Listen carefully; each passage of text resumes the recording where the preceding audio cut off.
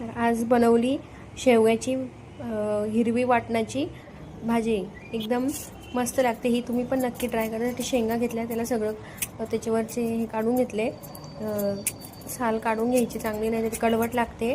आणि शेंगा अशा पतल्या घ्यायच्या, जशी बारीक आणि थोड्याशा जाड, जास्त जाड पण नाही घ्यायच्या, म्हणजे कडू लागतात।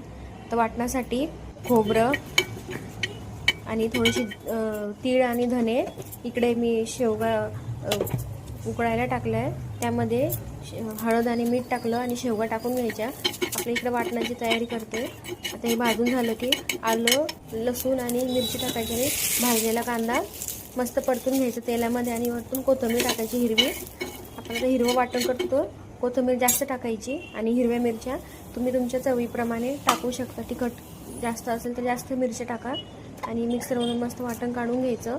आणि कढीपत्ता टाकला, तेल टाकलं आणि हिरवं वाटणाला ते काळा मसाला टाकला आणि कांदा लसूण मसाला आणि थोडीशी हळद आणि धणे पावडर, मस्त त्याला परतून घेतलं मसाल्याला। आणि थोडीशी कोथिंबीर टाकायची आणि आपलं उकळलेल्या शेवग्याच्या शेंगा टाकून आणि मस्त त्याला हे करून घ्यायचं, परतून घ्यायचं आणि वरतून मीठ टाकायचं। मग अशा प्रकारे शेवग्याच्या शेंगा तयार आहे। आवडलं तर लाईक